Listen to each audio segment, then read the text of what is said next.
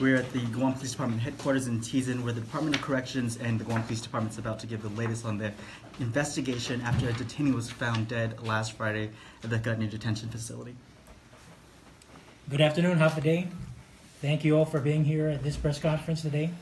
And we thank Chief J.I. Cruz and the Guam Police Department for their support. On behalf of the Department of Corrections, I'd like to give a brief update on the recent incident involving the death of a detainee. Because we are working with the FSM consulate to locate the detainee's next of kin, we cannot release the name of the detainee at this time. The detainee was discovered in the morning hours of Friday, December 29th, 2017, during a routine range check at the Gutney Detention Facility. He was found to be unresponsive. The DOC, GMH, physician, and medical staff were immediately called to his cell, and GFD medics were also contacted for assistance. He was given medical attention, which after it was determined that he was already expired. The Department of Correction is taking this incident very seriously. An internal affairs investigation was launched the same day. Interviews continued to be conducted with detainees, officers, and staff regarding the circumstances of the incident. We take the safety and security of all our custody, who are in our custody, seriously. Our corrections officers are trained professionals who keep our public safe 24 hours, 7 days a week.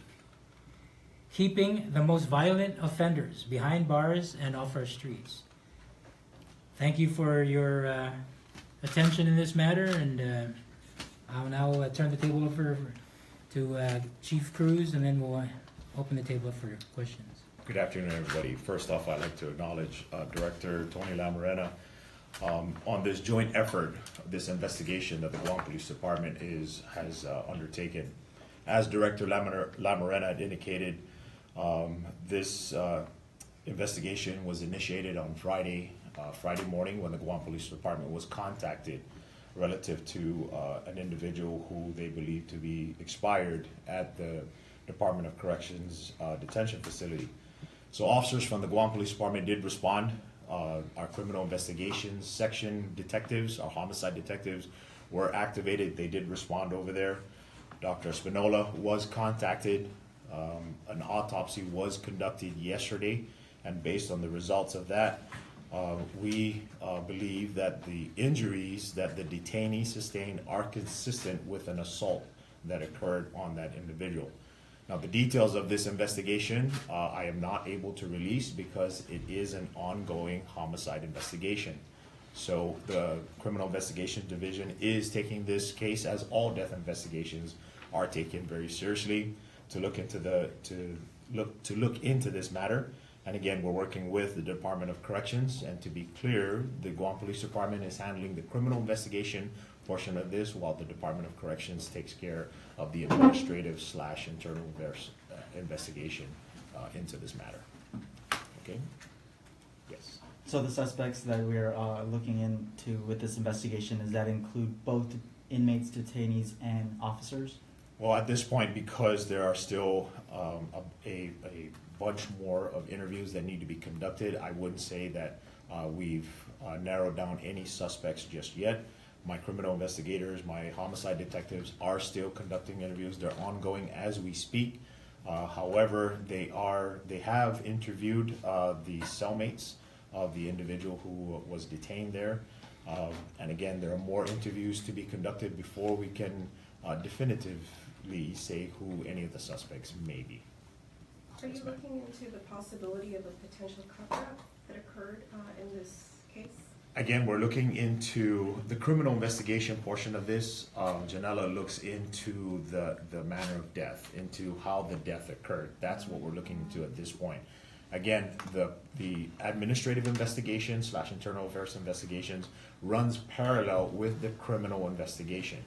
And again, as with investigations in the Guam Police Department, should investigations like that they run in tandem with each other, in parallel, but not to cross each other. And we have to be very clear about that because of the fact that there are specific rules and regulations which we must abide by. So to answer your question specifically, we're looking into the death investigation at this point. Should it get to that point, Again, not knowing how the investigation takes us, of course, all matters will be taken into consideration. I guess that would be more of a question for Yeah. Director Lamarena, if that is something that DOC is looking into. Again, you know, we're looking at all aspects of the administrative investigation. Again, all procedures, SOPs being followed. So we're looking at every angle. Again, working with GPD and the criminal side. Yes, sir. Can you tell us how many cellmates the detainee had with him, and if they were the only ones with access to him? He had 2 cellmates with him that shared the cell. Again, Hagatnya facility is what we call an open bay. The doors are open, they all share a common area. So during the daytime, inmates or detainees are free to come and go. Again, taking into consideration, detainees and inmates are all classified, depending upon their violence or criminal record. And so usually everyone in that area has been classified to be more or less nonviolent. So again, we're looking into the situation why this incident happened. Did the autopsy report detail how long that detainee might have been dead? We heard rigor mortis had already set in. Well, Dr. Espinola has not shared his official report with us at this time, so we can't even comment on any of the comments he's made personally. That's what I was going to ask you. You mentioned that at first there were 2 individuals that attacked him, and then there were 5 individuals that attacked him, and then the cover-up. That is what he at least told us. So could you Again, speak to that? With regards to the death investigation, it would be very difficult to make those kinds of assertions. Not speaking on behalf of Dr. Espinola, again, we cannot make those kind of assertions because we're not done with the investigation. There are a lot more interviews to be conducted, both by those who are detained at the detention center as well as the corrections officers to really find out what happened. Have you narrowed down the time frame that this assault may have occurred? And then also I understand that Hagatnya has installed several cameras in the facility. Are there any cameras within the facility to monitor this open bay area? Okay, the Hagatnya cameras that were just recently installed in the last week or 2 are primarily perimeter cameras. We have not yet installed the interior cameras. Again, the reason for the perimeter cameras is because with our issue with contraband into the facility. But in the future, there will be interior cameras installed. In regards, what was the other question? I'm sorry. Have you narrowed down the time frame that the assault? Again, we're going to work with as soon as Dr. Espinola provides us an official copy of his autopsy, it gives us a general idea we can work with on when the death occurred. Can you speak about how often checkups are done with detainees? How many people are there available for checking on the detainees in that facility? Checks every. Head counts are conducted at least every hour, and range checks are conducted every 30 minutes. That's the standard policy. How many people do you have there to check? It depends. Some shifts vary.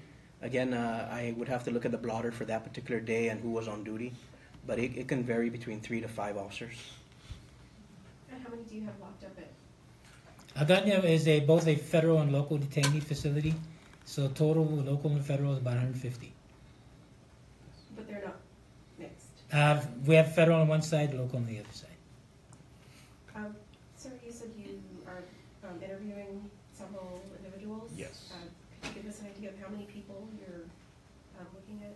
Well, at this point, we're not exactly sure what we're dealing with. Again, our investigators have conducted their preliminary investigations up front. We've interviewed cellmates and those that are in that particular wing. And then based on those investigations, there's a possibility that we may have to interview more. But I will tell you that we have interviewed those who were in the cell with the detainee, and as well as the adjacent cells to try and determine exactly what happened. So I can't give you a definitive amount of how many people were. Again, it all depends on how the investigation unfolds. One more question, Tony. This was the second brutal attack that happened under your watch, which led to a death. The last time something like this happened, I believe, was in 2010. How would you respond to, I guess, some of the public's scrutiny, if there were some, to something like this happening? Again,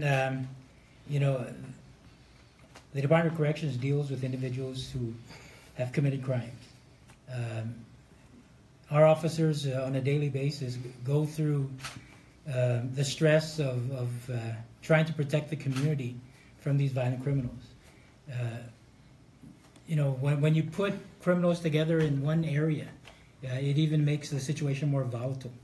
And if we had all the manpower that we could get, or a newer facility would give us more of the modern technology that other stateside prisons have, then we could probably do a better job in securing those within the facility. But we make do with what we have, and I think the hard work that all the officers have done should be applauded. Although there have been 2 incidences of violence within the last year and a half, but the reality is we're dealing with a population of anywhere from 650 to 800 individuals on a 24-hour basis.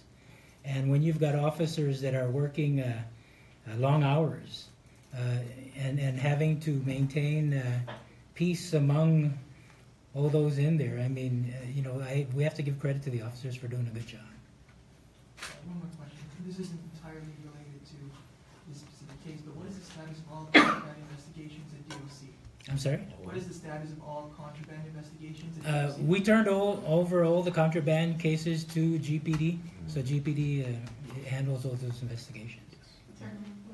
I know you can't identify the detainee, but can you tell us what charges he was facing? What was he in for? The detainee was initially arrested for home invasion, so it's a form of robbery and criminal sexual conduct. Okay. Yes.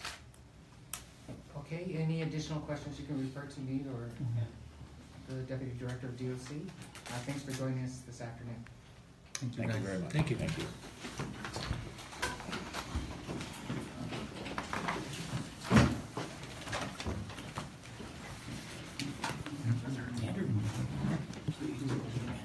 So there we just heard from the Department of Corrections Director Tony Lamarena, as well as the Chief of Police J.I. Cruz, what they were able to release so far with their investigation. They're now confirming that it is a homicide investigation after the detainee was found dead inside his cell at the Hiccup Detention Facility. In the local side, the Chief of Police confirming that his investigators were able to interview at least the 2 cell inmates, the 2 that were with that detainee inside the cell at the time that he was discovered. Of course, CID said that they are investigating. An internal affairs investigation also launched, and we'll have the full story tonight on KUAM News Primetime, as well as the full report on KUAM.com.